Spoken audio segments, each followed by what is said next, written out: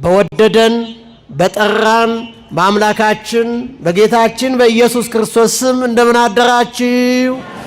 እንደምን ሰነበታችሁ? እንደምን ቆያችሁ?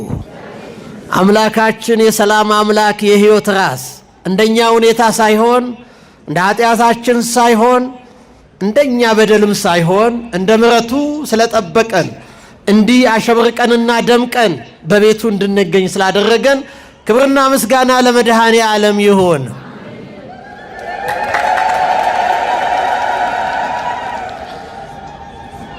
ቅዱስ ዮሐንስ እንደዚህ አይነቱን ታላቁን ጉባኤ ሳይሆን የአንዲት እመቤት የእግዚአብሔር ሰው የሆነች ብዙ ተከታዮችን አፍርታ በእውነት የሚሄዱ በእውነት የሚኖሩትን ስላስገኘች በጣም ደስ ብሎት ተፈሳህኩ ጥቀ እጅግ በጣም ደስ አለኝ፣ ልጆችሽ በእውነት ሲሄዱ በእውነት ስለኖሩ ተደሰትኩ ይላል ቅዱስ ዮሐንስ።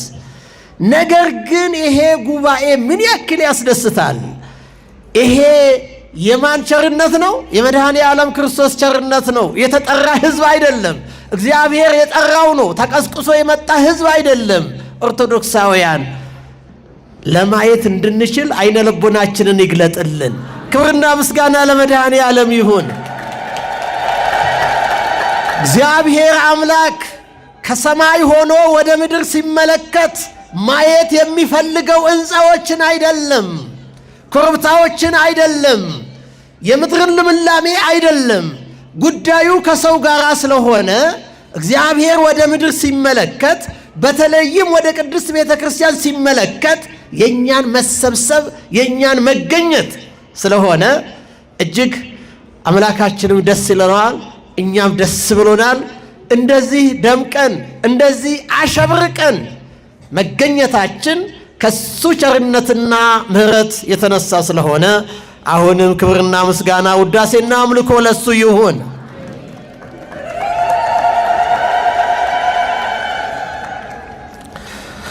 አሜን። እንዲያስተምረንም እንዲናገረንም በዚህ የተገኙት ሁሉ ከእግዚአብሔር ጋር ጉዳይ አላቸው። ለእያንዳንዳችን እግዚአብሔር ያሰበልን አለ። እያንዳንዳችን ምናልባት ጥያቄ አለን። ጥያቄን የሚመልስ ክፍተትን የሚሞላ እያንዳንዳችንም የሚያውቀን ጓዳችንን የሚያውቅ አንዳችን ለአንዳችን ማየት እማንችለውን ማየት የሚችል መድኃኔ ዓለም ክርስቶስ ነውና በጸሎት ጊዜያችንን ቦታውንም ለሱ አስረክበናል። እንዲያስተምረን ቅዱስ ፈቃዱ ይሆንልን። ወኢትረስዩ ቤተ አቡየ ቤተ ምስያጥ፣ የአባቴን ቤት የንግድ ቤት አታድርጉት። የዮሐንስ ወንጌል ምዕራፍ 1 ከቁጥር 10 ምዕራፍ 2 የዮሐንስ ወንጌል ምዕራፍ 2 ከቁጥር 16 ላይ ያለ ቃል ነው። የአባቴን ቤት የንግድ ቤት አታድርጉት። ዛሬ የሚነበብ የሚታወጅ ቃል ነው። እንደ ሥርዓተ ቤተ ክርስቲያን ዛሬ የአብይ ጾም 3ኛው ሰንበት ሲሆን ስያሜው ምኩራብ ይባላል። ምኩራብ የጸሎት ቤት፣ የቅድስና የአምልኮ ስፍራ ማለት ነው። ስያሜውንም የሰጠው ኢትዮጵያዊው ታላቁ ሊቅ ቅዱስ ያሬድ ነው። ሥርዓተ ጸሎትን በሰራበት፣ ሥርዓተ ቤተ ክርስቲያንን በሰራበት እያንዳንዱ እሁድ በሱ በሰጠው ስያሜ ተሰይሟል።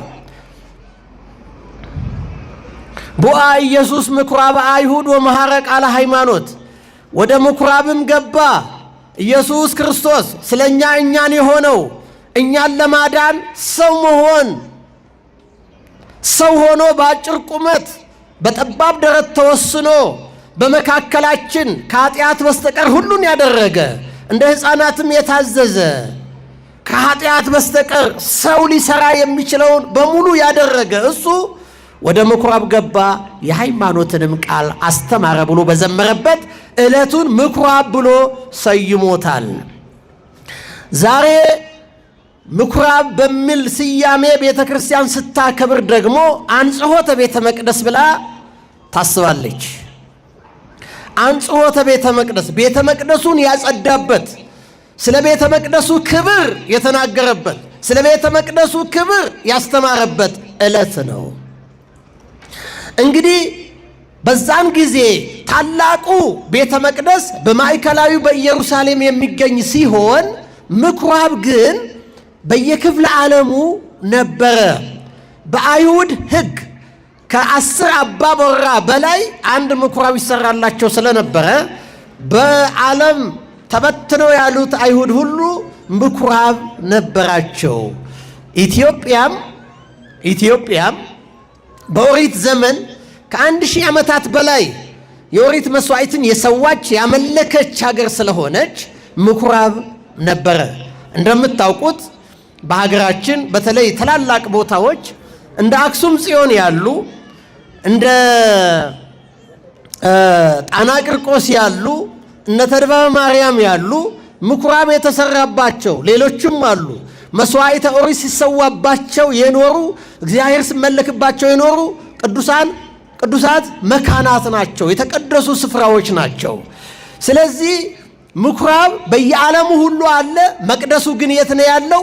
አንድ ነው። እሱም በኢየሩሳሌም የሚገኝ ነበረ። ዛሬ ስለ አንጽሖተ ቤተ መቅደስ ጌታችን መድኃኒታችን ኢየሱስ ክርስቶስ ስለ ቤተ መቅደሱ ክብር ያስተማረውን ትምህርት ነው የምንማረው። ወደ ኋላ መለስ ብለን ስለ ቤተ መቅደሱ ትንሽ እናውሳ። ቤተ መቅደሱ ሰለሞን ያሰራው ቤተ መቅደስ ከመታነጹ በፊት እስራኤል ከግብፅ ወጥቶ ወደ ምድረ ከነዓን እየተጓጓዘ ባለበት ሰዓት በሲና ተራራ አምላካችን እግዚአብሔር ለሙሴ በሰጠው ሥርዓት መሰረት ድንኳን ነበረች። የምስክር ድንኳን፣ የመገናኛ ድንኳን፣ የሙሴ ድንኳን። በሙሴ ድንኳን እግዚአብሔርና ሕዝቡ የሚገናኝበት ነበረ። እግዚአብሔር የሚናገርበት ነበረ። ሕዝቡን የሚባርክበት ነበረ። ሕዝቡ የሚባረክበት ነበረ። የመጀመሪያዋ ለዛሬዋ ቤተ ክርስቲያን መሰረት የሆነችው ሥርዓት የተሰራላት ካህናት የሚያገለግሉባት የእግዚአብሔር ክብር በግልጽ የሚታይበት የሙሴ ድንኳን ነበረች። ከዛ በኋላም የዳዊት ነበረች። ዳዊትም በጽዮን ተራራ ድንኳኑን ተክሏል። ቤተ መቅደሱን ለመስራት ተመኘ፣ ግን አልተፈቀደም። ቤተ መቅደስ ለመስራት የእግዚአብሔር ፈቃድ ስለሚያስፈልግ ዳዊት ቢፈልግም ብዙ ማቴሪያሎችን ቢሰበስብም አቅም ቢኖረውም የኢኮኖሚ አቅም ቢኖረውም ዕውቀት ቢኖረውም ነቢየ እግዚአብሔር ዳዊት አልተፈቀደለትም። በእጅህ ደም አለና በአንተ ዘመን አይሰራም፣ ከወገብህ የሚወጣው ልጅህ ይሰራል ተብሎ ከሱ በኋላ የተነሳው የመጀመሪያውን ቤተ መቅደስ የሰራው ታላቁ ንጉሥ ጥበበኛው ሰሎሞን ነው። ያ ቤተ መቅደስ ለዘመናት ቆይቷል። ያ ቤተ መቅደስ እግዚአብሔር ዓይኖቼ በሱ ላይ ነው ብሎ የተናገረበት፣ ያ ቤተ መቅደስ መስዋዕት የተሰዋበት፣ ያ ቤተ መቅደስ እንባ የታበሰበት፣ ያ ቤተ መቅደስ የሰዎች ጩኸት የተደመጠበት፣ ያ ቤተ መቅደስ የእግዚአብሔር ክብር የተገለጠበት ነበረ። ነገር ግን እግዚአብሔር ለቃል ኪዳኑ ታማኝ ነው ወገኖቼ። እግዚአብሔር የተናገረውን ይፈጽማል። እግዚአብሔር በቃል ኪዳኑ የጸና ነው። ብዙ ጊዜ ሰዎች ቃል ኪዳናቸውን ያፈርሳሉ፣ ከእግዚአብሔርም ጋር ይጣላሉ። ሲጣሉ በጠላት ይጠቃሉ። ከሰዎች ርኩሰት፣ ከሰዎች ኃጢአት የተነሳ ያ ቤተ መቅደስ ተቃጠለ። ያ ሕዝብ እንደገና በዓለም ተበተነ። 70 ዓመት ምርኮኛ ሆነ፣ በባዕድ ምድርም ኖረ። ከዛ በኋላ እንደገና እግዚአብሔር የሚተው አምላክ ስላልሆነ እሱ ቢቀጣም ነገር ግን ሕዝቡን ስለማይተው የሚመለስ ይቅር የሚል የይቅርታ ባለቤት ስለሆነ ከ70 ዓመት በኋላ ያንን ሕዝብ አስቦ እንደገና በዘሩባቤል ያ ቤተ መቅደስ ተሰራ። ሁለተኛው ቤተ መቅደስ ብሎ ይናገራል መጽሐፍ ቅዱስ በነቢያቱ። የሁለተኛው ቤተ መቅደስ ክብር ከፊተኛው ይልቅ ታላቅ ነው እያለ ይናገራል። ሁለተኛው ቤተ መቅደስ ሰለሞን በሰራበት ልክ በዘሩባቤል ተሰራ። በዘሩባቤል የተሰራው ቤተ መቅደስ እንደገና በሄሮድስ ታደሰ። አሁን ጌታችን መድኃኒታችን ኢየሱስ ክርስቶስ በምድር ላይ እየተመላለሰ ባለበት ሰዓት በዘመነ ስጋዌው ያለው የታደሰው በሄሮድስ የታደሰው ቤተ መቅደስ ነበረ። በዚህ ቤተ መቅደስ መድኃኒታችን ኢየሱስ ክርስቶስ ብዙ ጊዜ ተመላልሰዋል። በ12 ዓመቱም በዚህ ቤተ መቅደስ ነበረ።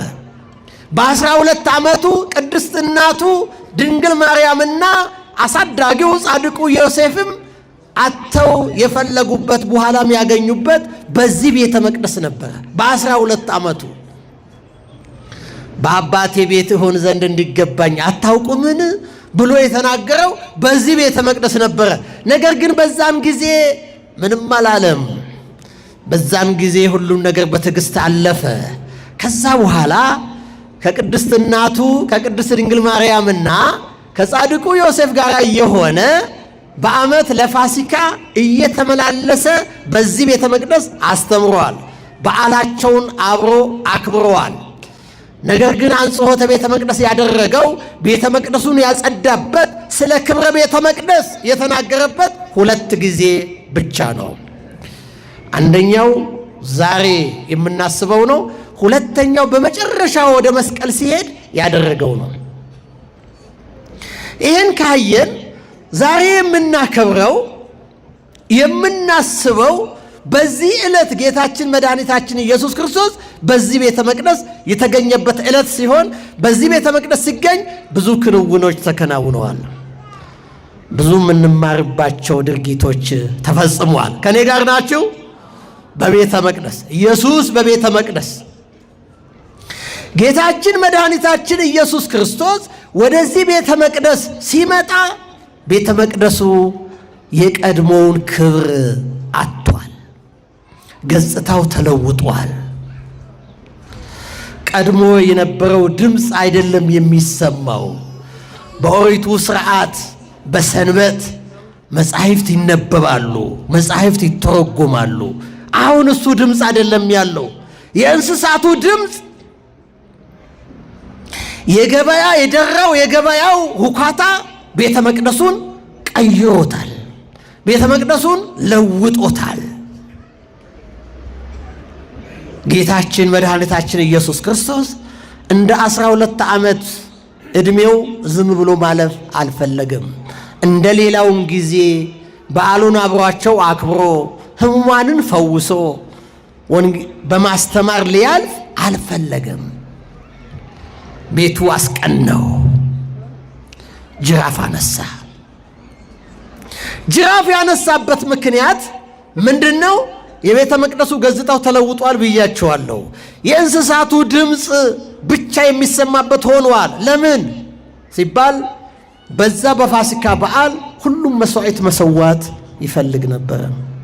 ሁሉም መስዋዕት ለመሰዋት የራሱን ለመግዛት ደፋ ቀና የሚልበት ንግድ የተጧጧፈበት ብዙ ህገወጥ ነጋዴዎችም የሚሯሯጡበት ህገወጥ ያልኩኝ በቤተ መቅደሱ ውስጥ መኖር የሌለበት ንግድ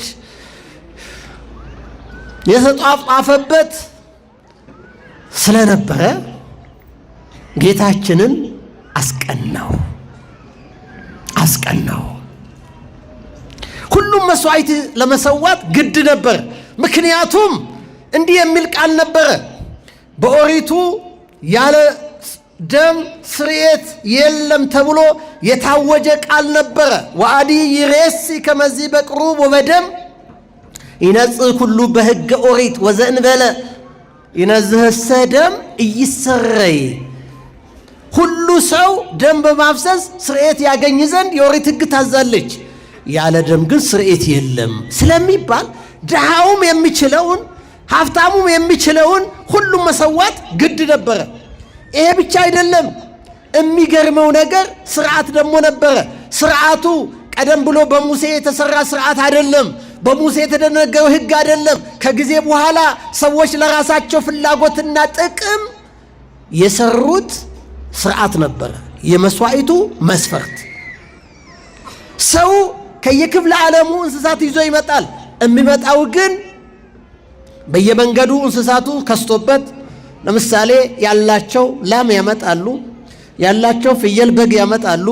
እዛ ስደርስ እንስሳቱ ይከሳሉ። ይሄ አይሆንም ብለው የሚመልሱበት ሕግ ነበራቸው። ድሃው ርግብ ያመጣል፣ ዋልያ ያመጣል።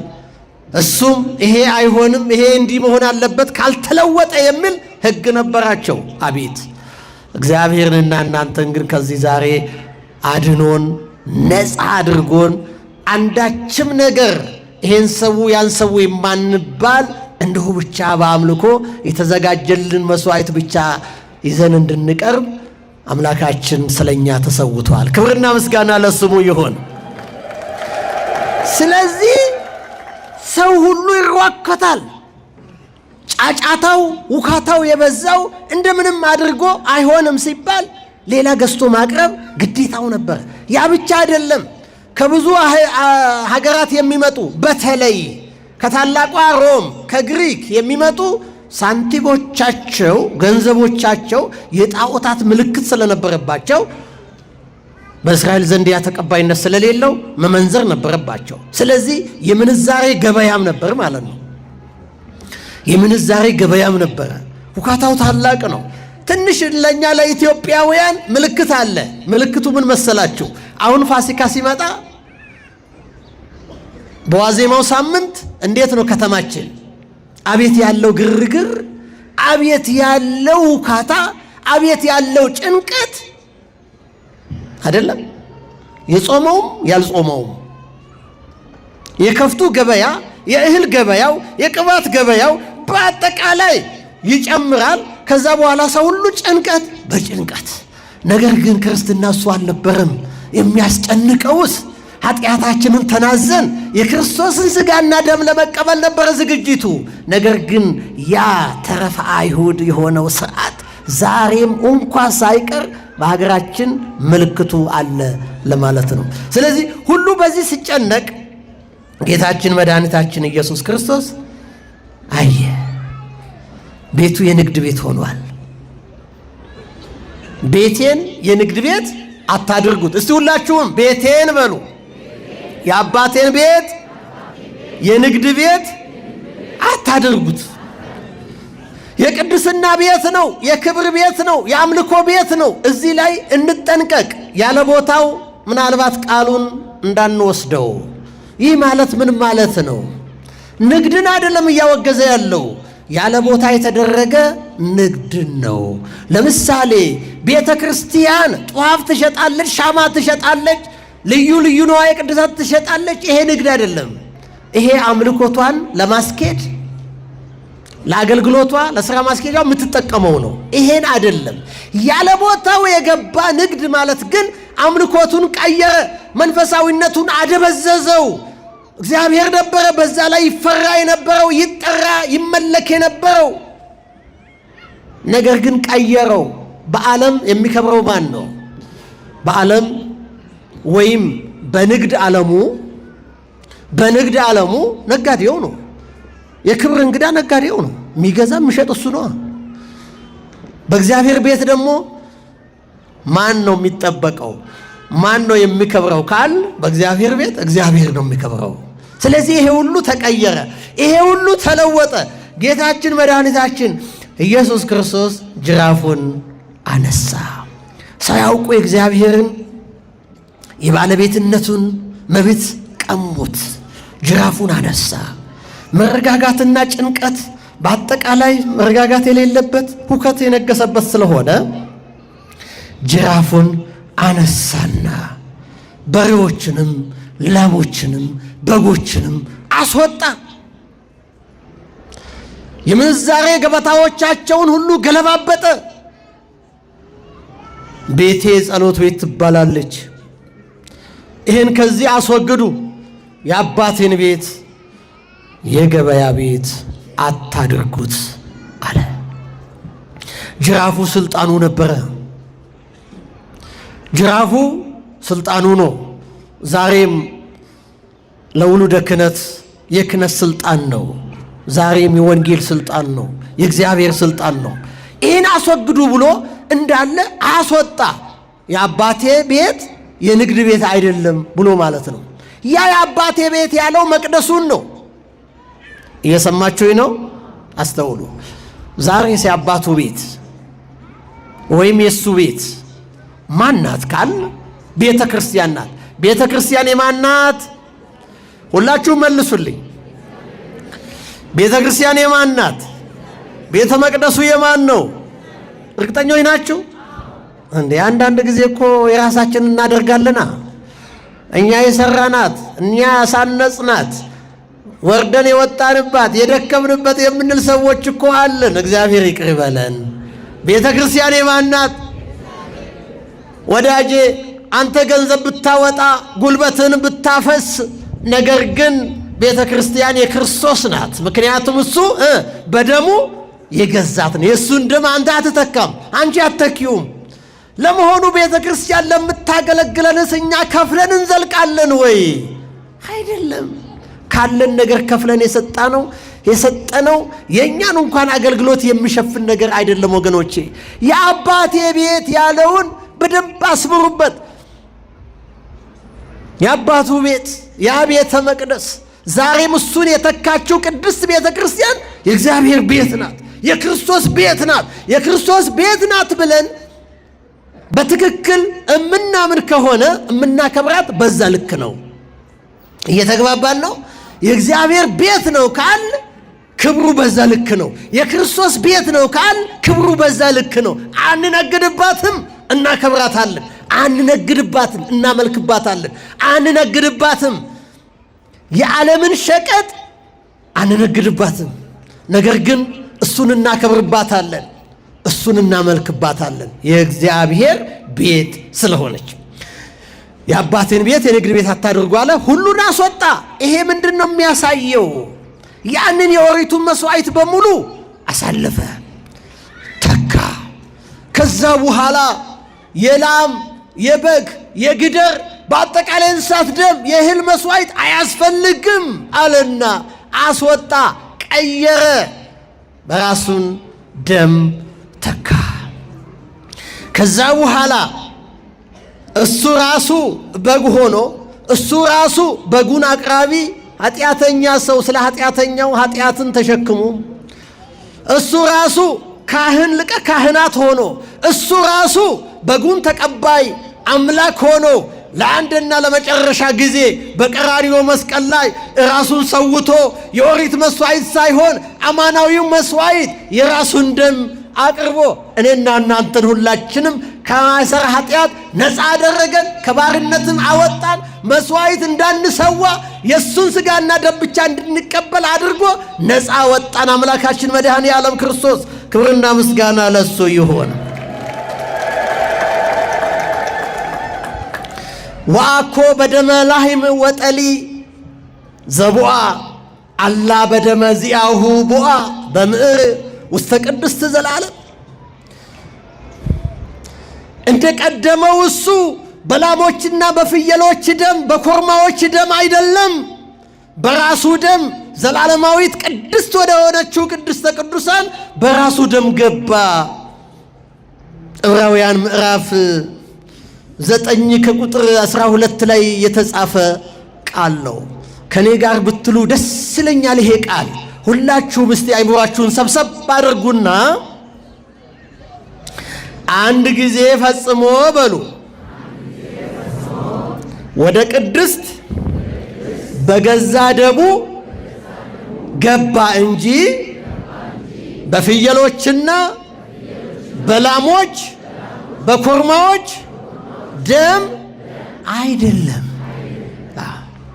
ያን መስዋዕቱን አሳለፈ፣ ቤተ መቅደሱን አጸዳ። በዛ የተካው ግን የራሱን ደም ነው። ክርስቶስ ሊቀ ካህን፣ የመጀመሪያው ሊቀ ካህናት፣ አረፍተ ዘመን የሚገድበው ሞት የሚሽረው። አሁን ግን ለዘላለም የሚኖር ሊቀ ካህናት፣ ለዘላለም ክህነት ያለው ኃጢአተኛውን በራሱ ደም የሚያስተሰርይ ሊቀ ካህናት እሱ የእግዚአብሔር ልጅ የድንግል ማርያም ልጅ ኢየሱስ ክርስቶስ በገዛ ደሙ ተካው። ወገኔ ዛሬ መስዋዕት አምጣ አትባልም፣ አንጠየቅም። ብንጠየቅ ኖሮ ምን ይውጠን ነበረ? በግ አምጡ አንባልም። ድሆችም ከሆን ዋሊያ ርግብ አምጡ አንባልም። ደሙ ተዘጋጅቷል። መስዋዕቱ ለአንድና ለመጨረሻ ጊዜ ተሰውቷል። እኛ የምንጠራው በቀራንዮ ላይ የተሰዋላችሁን ሥጋ ብሉ፣ በቀራንዮ መስቀል ላይ የፈሰሰውን ደሙን ጠጥታችሁ ሕይወት አግኙ ነው። እግዚአብሔር እዝነ ልቦናችንን ይክፈትልን። ጥሪው ይሄ ነው። ምክንያቱም የክርስቶስ ደም ፈሷል። እኛን የቀደሰን የክርስቶስ ደም ወበእንተዝ ኢየሱስን ከመ ይቀድሶሙ ለሕዝብ በደሙ በአፋ እምትዕይንት ተቀትለ። ሕዝቡን በራሱ ደም ይቀድስ ዘንድ፣ ሕዝቡን በራሱ ደም ነፃ ያወጣ ዘንድ ኢየሱስ እሱ ከሰፈር ውጪ ተሰቀለ፣ መከራን ተቀበለ ተብሎ ተጻፈ። ወገኖቼ የዳነው በመድኃኔ ዓለም ደም ነው። ነፃ የወጣ ነው በመድኃኔ ዓለም ደም ነው። ሌላ መስዋዕት አንጠየቅም፣ አያስፈልገንም። መስዋዕቱ አንድ ነው። መስዋዕቱ አንድ ነው በሉ። መስዋዕቱ አንድ ነው። ምክንያቱም በጉ አንድ ስለሆነ። ስንት በግ ነው የታረደልን? አንዱ የእግዚአብሔር በግ ነው። ነዋ በግዑ ለእግዚአብሔር ዘያትት ኃጢአተ ዓለም። በጉ አንድ ነው። ሕዝቡን የቀደሰው የበጉ ደም አንድ ነው። የሰማዕታት አክሊላቸው በጉ አንድ ነው። የጻድቃን ክብራቸው ቅዱሳን የሞቱለት የተከተሉት በጉ አንድ ነው። በሱ ደም ሁሉም ድኗል። በሱ ደም ገነት ተከፍታለች። በሱ ደም ነፃነት ታውጇል። በሱ ደም እኔና እናንተ ከሥላሴ ተወልደን ልጅነትን አግኝተናል። በሥላሴ ልጅነት ሥልጣንን ተጎናጽፈናል። በሥላሴ ልጅነት አባ አባት ሆይ ብለን የምንጮህበትን የልጁን መንፈስ በውስጣችን ስሎልናል። አባታችን ሆይ ብለን ለመናገር ድፍረት ያገኘነው ከሥላሴ በ40 ቀናችን ስለተወለድን ነው። ያ ሥልጣን ነው። ያ ደግሞ የተገኘው በክርስቶስ ደም ነው። የክርስቶስ ደም ያንን ሁሉ ነፃ አድርጎልናል። ሰማዕታት ድል የነሱት በሱ ደም ነው። ዓለምንና የዓለምን ጨለማ የገፈፉት ድል የነሱት ጠላትን ድል አድርገው እግዚአብሔርን መንግሥት ያገኙት በበጉ ደም ነው። እንደዚህ እንደሚለው ወእምንቱ ሞዕዎሙ በእንተ ደመ በጉ ወበእንተ ቃለ ጽድቆሙ። እነሱ ግን ሰማዕታት፣ እነሱ ግን ቅዱሳን፣ እነሱ ግን የእግዚአብሔር ሰዎች ዓለምን፣ ጨለማን፣ ጠላትን በምንድን ነሱ አለ? በበጉ ደም የተነሳ ከበጉ ደም የተነሳ በምስክርነታቸውም ቃል የተነሳ ድል ነሱት። ነፍሳቸውን እስከ መስጠት ድረስ ሞትን ሳይፈሩ ድል ነሱት። እግዚአብሔር እኛንም ባለ ድሎች ያድርገን። የዘመናችንን ጨለማ የዘመናችንን እንቅፋት ለማለፍ እንድንችል መድኃኔ ዓለም ከኛ ጋር ይሁን። የኦሪትን መስዋዕት አሳለፈ፣ ሻረ፣ ደሙን ተካ።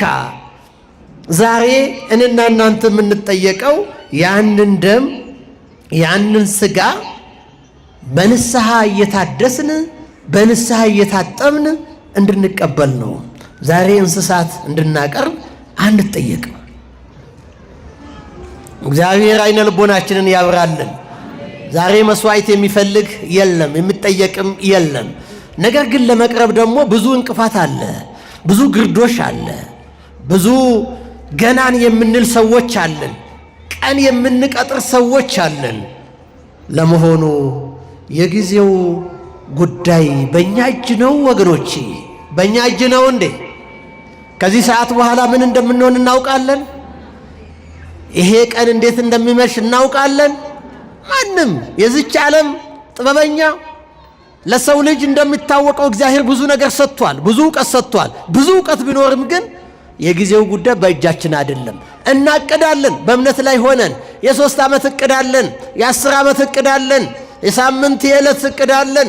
እምናቅደው እግዚአብሔር ያስፈጽመናል ብለን እንጂ እኛ የዛሬ ብቻ ነን፣ ከዛሬም የዚህ ሰዓት ሰዎች ነን። አናውቅም፣ በእጃችን አይደለም። ስለዚህ አትሳሳት ወገኔ፣ አትቅጠር። ጊዜ አለ አትበል። ያንተ ጊዜ አሁን ነው፣ ሰዓት አሁን ነው። የጌታን ሥጋ ለመቀበል ደሙን ለመጠጣት ጊዜ አትቅጠር። ያንተ ጊዜ አይደለም። ጊዜ አትውሰጂ። የመዳን ቀን ዛሬ ነው፣ እሱም አሁን ነው። ብዙ ቀጠሮ እየቀጠርን ራሳችንን እያሸሸን ያለን ሰዎች እግዚአብሔር በሱ ጊዜ እንዲሰበስበን የመንግስቱ ወራሽ የምንሆንበት ስለሆነ እሱ እንዲረዳን ቅዱስ ፈቃዱ ይሆንልን። ሌላው አንድ ሐሳብ የርግብ ሻጮችን ይላል። በሬውን፣ ላሙን፣ በጉን እያክተለተለ በጅራፍ አወጣ። ርግቦችን ግን አልነካቸውም። ርግቦቹ እነሱ እንዲያነሱት ጠየቀ። አባቶቻችን ይህን ነገር ሲተረጉሙ ርግብ የመንፈስ ቅዱስ ምሳሌ ናት። ጌታ ሲጠመቅ መንፈስ ቅዱስ በርግብ አምሳል ነው ወርዶ በላዩ ላይ የተቀመጠው። ርግብ ቅልብ ላላቸው ምእመናን ምሳሌ ናት። ርግብን በጅራፍ እንድትገረፍ አልፈቀደም፣ አቅሟም አይደለምና። እግዚአብሔር እያንዳንዱን አቅም የሚያውቅ ነው፣ የፍትህ አምላክ ነው። ነገር ግን እዚህ ላይ መመልከት ያለብን ርግብን ራሱ አልገለበጠም ወይም አልገረፈም። መብቱን ለነሱ ሰጠና ከዚህ ውሰዱ ነው ያለው። ከዚህ ውሰዱ ነው ያለው። ይሄ ምንድነው ስንል ርግብ የመንፈስ ቅዱስ ምሳሌ ናት። የመንፈስ ቅዱስ ጸጋ፣ የመንፈስ ቅዱስ ሀብት ምሳሌ ናት። በመንፈስ ቅዱስ ሀብት የሚነግዱ ሰዎች በመንፈስ ቅዱስ ጸጋ በከንቱ የተቀበላችሁን በከንቱ ስጡ ተብለው የሚነግዱ፣ የሚሸጡ፣ የሚለውጡ ሰዎች እንዳይኖሩ ያስተማረበት ትምህርት ነው። በዛው ዘመን እኮ ሲሞን መሰሪ የሚባለው በጴጥሮስ ዘመን ወደ ክርስትናው መጣና ገና ያለየለት ሰው ነበረና ገና የመንፈስ ቅዱስ ማደሪያ አልሆነም። ገና በስጋ ዓለም ነበረና ከዓለም ይዞ የመጣው ሐሳብ፣ ከዓለም ይዞ የመጣው ምኞቱ እየገዛው ነበረና ጴጥሮስን እንዲህ ብሎ ጠየቀ። እባክህን ይህን ገንዘብ ልስጥህና አንተ እንደምትፈውሰው፣ አንተ እንደምታድነው፣ የለበስከው ልብስህ ጥላው ያድናል፣ ይፈውሳል፣ እውሩን ታበራለህ፣ ለምጻሙን ታነጻለህ፣ ይህን ስልጣን እንዳገኝ በገንዘብ ሽጥልኝ አለ። ቅዱስ ጴጥሮስ ብዙም አልታገሰውም። ገንዘብህና አንተም ለጥፋት ሁን ብሎ ነው ወዲያው የፈረደበት። ስምዖን መሰሪ የመሰሉ የተኩ የስምዖን መሰሪ ደቀ መዛሙርት ዛሬም ሊኖሩ ይችላሉ። በመንፈስ ቅዱስ ሀብት የሚነግዱ፣ በመንፈስ ቅዱስ ጸጋ የሚነግዱ፣ በነፃ መሰጠት ያለበትን የሚነግዱ፣ የሚሸጡ፣ በቤተ ክርስቲያን ተጠግተው ቅድም እንዳልኩት ሳይሆን ቤተ ክርስቲያንን ለመጥቀም ሳይሆን ለመጠቀሚያ የሚጠቀሙ ከኛም ከካህናቱ ከምእመናኑ ሁሉም አሉ። እግዚአብሔር ልቡና ይስጥልን። ቤተ ክርስቲያን የማን ቤት ብለናል? የእግዚአብሔር ቤት ነው። አንዳንድ ጊዜ እኮ በጣም ግርም ይላቸዋል። እናንተም እኛም አንድ ላይ ሆነን ሰበካ ጉባኤ የመረጥናቸው ሰዎች ትንሽ እንደው ስኳሯን ካጣጣሙ በኋላ አንወርድም ይላል። እንዴ እረ ሌላውም እድል ያገኝ፣ ሕግ ይከበር፣ አንወርድም እንሞታታለን እንጂ። እነዚህ ሰዎች እያገለገሉ ያለው እግዚአብሔርን ነው ራሳቸውን?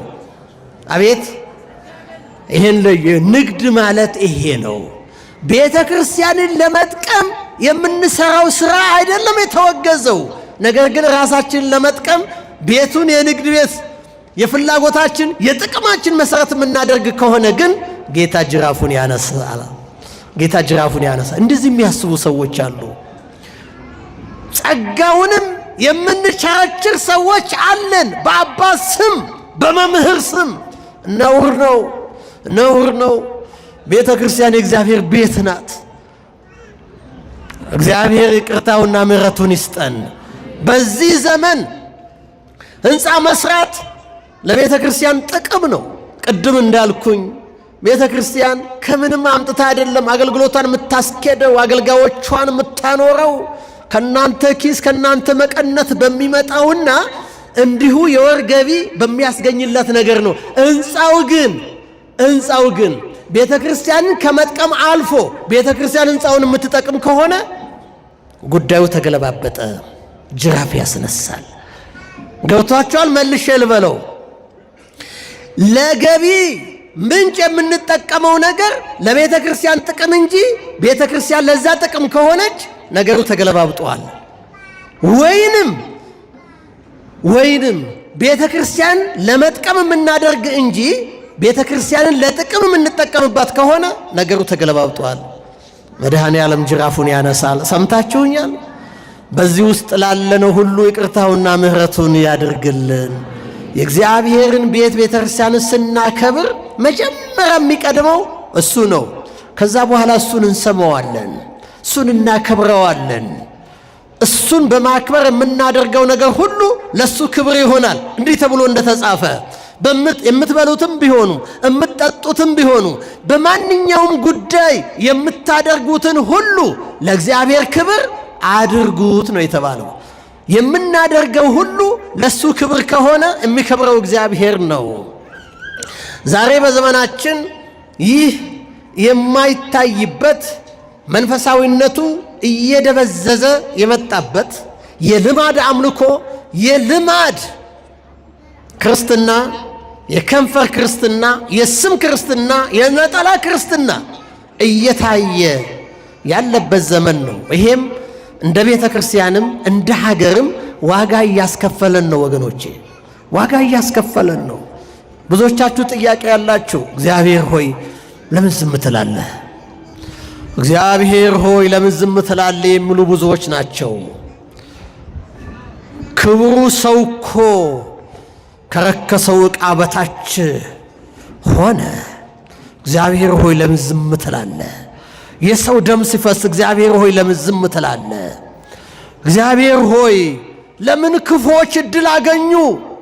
እንደ ኤርምያስ አልቃሻው ኤርምያስ በትንቢተ ኤርምያስ 12 ላይ ከእግዚአብሔር ጋር ቁጭ ብሎ ይሟገታል። ጥያቄዎቹ እንደዚህ ናቸው። ክፉዎች ለምን ይቃናላችኋል? ለምንድን ነው በደለኞች እድል የሚያገኙት? እድል የምሰጣቸው ለምንድን ነው ብሎ ያለቅሳል። እንደዚህ የሚጠይቁ ወገኖች ይኖራሉ። የኔም ጥያቄ ነው። ግን ምላሹ ምን ይመስላችኋል? ምላሹ የእግዚአብሔርን ቤት የኛ ቤት አድርገናል። የእግዚአብሔርን ቤት የምናገለግለው ለጥቅማችን አድርገናል፣ ለክብራችን ለዝናችን አድርገናል። አይካድም፣ እውነት ነው፣ ሐቅ ነው። እግዚአብሔር ይቅር ይበለን። ሁላችንም ወደ አንዱ ጣት የምንቀስርበት ሳይሆን ከላይ እስከታች ሁላችንም የእግዚአብሔርን ክብር መመለስ ይገባናል። እግዚአብሔርን ቤት ማክበር ያስፈልገናል።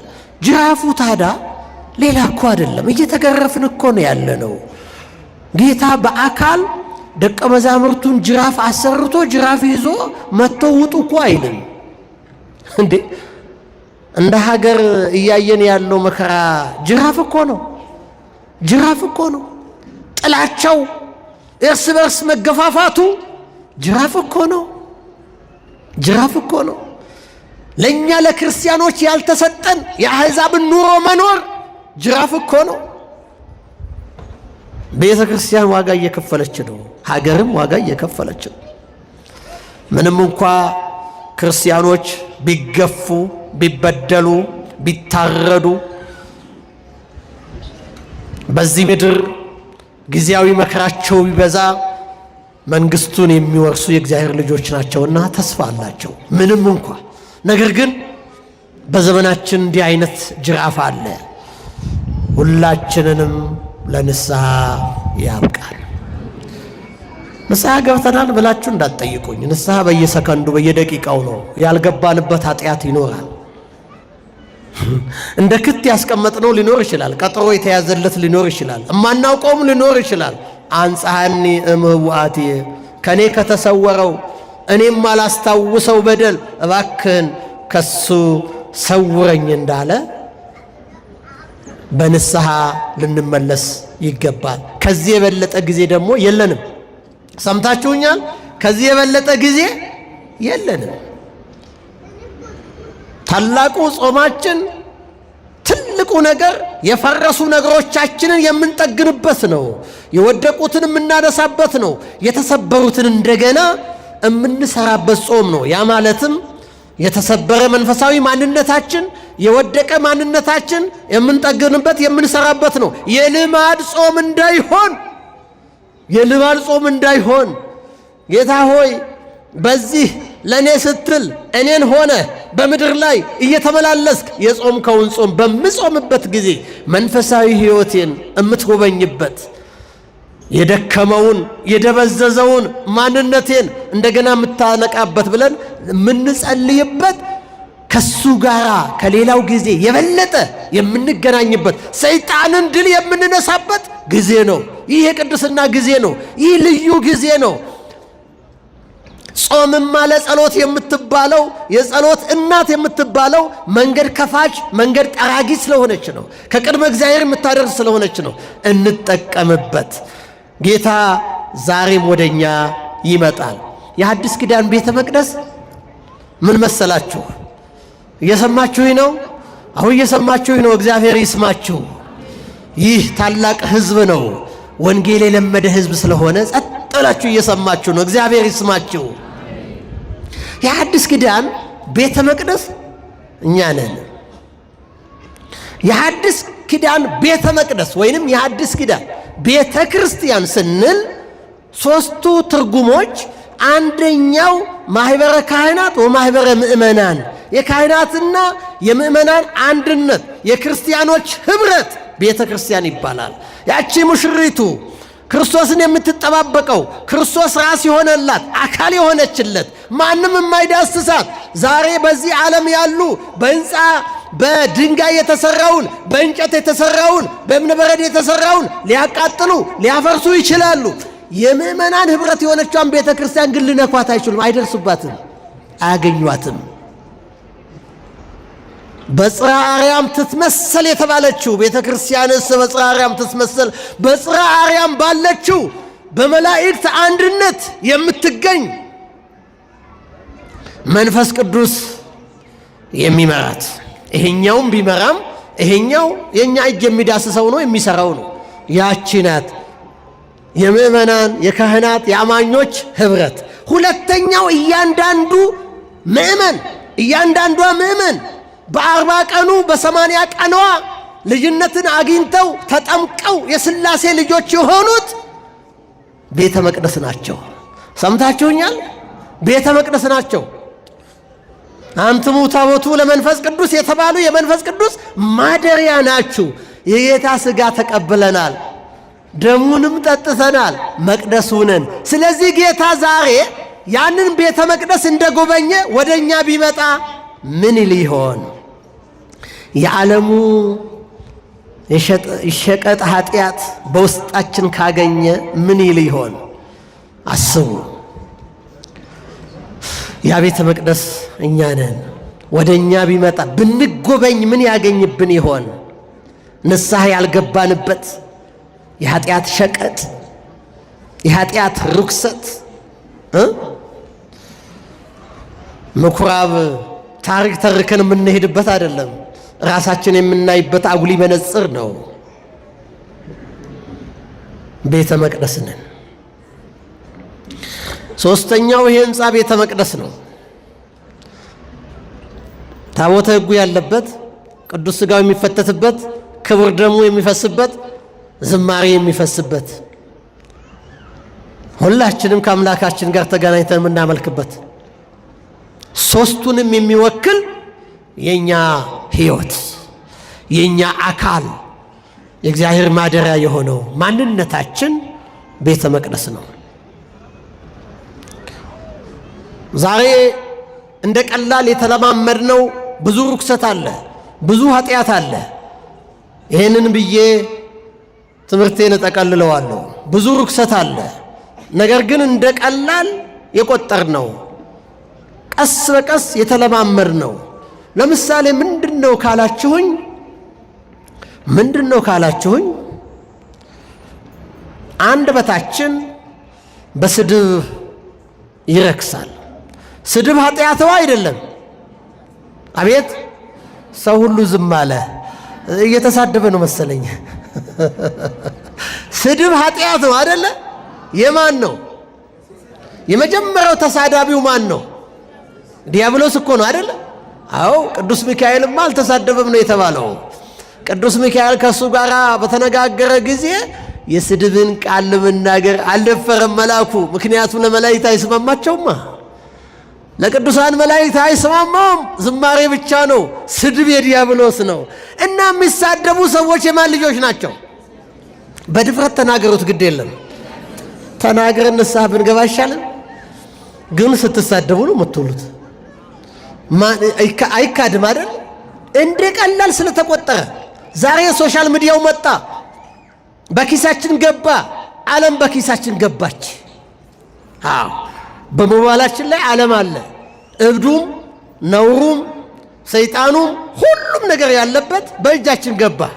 በእጃችን ስለገባ ነውር ስለማይመስለን እንሳደባለን፣ እንሰድባለን፣ እናዋርዳለን። ርኩሰት ነው። አልፎ ተርፎ የተከበሩ ሰዎችን እግዚአብሔር ያከበራቸውን ክብርን ለሚገባው ስጡ እየተባለ ነገር ግን የተከበሩትን እስከምናዋርድ እንረክሳለን። እግዚአብሔር ይቅር ይበለን። አንደኛው እሱ ነው። ሁለተኛው ሐሜት ነው። ሐሜትም ርኩሰት ነው፣ ኃጢአት ነው። ሶስተኛው ጥላቻ ነው። ጥላቻም የዲያብሎስ ነው። እሱም ኃጢአት ነው፣ ርኩሰት ነው። አንደበታችን በሱ ከተሞላ እንደዛኛው ቤተ መቅደስ ነው። ያ ቤተ መቅደስ የንግድ ስፍራ ስለሆነ ነው። ገጽታው ተለውጧል፣ ተቀይሯል። አውጡልኝ አባቴ ቤት ነው ያለው ጌታ። እሱ የሞተለት ስጋችን፣ እሱ ደሙን ያፈሰሰለት ስጋችን፣ ሞትን ያክል ዋጋ የከፈለለት ስጋችን በኃጢአት በበደል በስድብ በነውር በሐሜት ከረከሰ መድኃኔ ዓለም ምን ይላል? ጅራፉን ያነሳል፣ ከጅራፉ ይጠብቀን። ስለዚህ ጊዜ ሳንወስድ ዛሬውኑ ነገ የኛ አይደለም፣ በዚህ በተሰጠን ጊዜ በቅድስና ጊዜ ንስሐ እንድንገባ ኃጢአታችን እንድንታጠብ ያስፈልጋል ወገኖቼ። ይህ ዓለም ዘላለማዊ ስፍራችን አይደለም፣ ጊዜያዊ ቦታችን ነው። አናውቅም። ከአጠገባችን ዕለት ዕለት የሚሄዱ አሉ፣ ምንም ሳናውቅ። እኛም እንደዛ ነን። ሳንዘጋጅ እንዳንወሰድ ማድረግ ያለብንን ሳናደርግም ከሱ ፊት ባዶአችን ቆመን እንዳንገኝ እግዚአብሔር አምላክ ይርዳን። ምኩራብ እኛ ነን፣ ቤተ መቅደስ እኛ ነን። ጌታ ሲጎበኘን ወደኛ ሲመጣ እንዳያዝንብን ጅራፍም እንዳያነሳ እሱ የሞተለትን አካል ክብር እንስጠው፣ ዋጋ እንስጠው። አንጽሖተ ቤተ መቅደስን ያደረገ ዛሬም በሕይወታችን አንጽሖተ አካላችንን ስለሚያደርግ መድኃኔ ዓለም ክርስቶስ ካለንበት በተለይም እንደ ሀገር ካለንበት ሰቆቃ፣ ካለንበት የጨለማ ጉዞ፣ ካለንበት የጨለማ ሕይወት በምሕረቱ እንዲያድነን፣ በምሕረቱ እንዲታደገን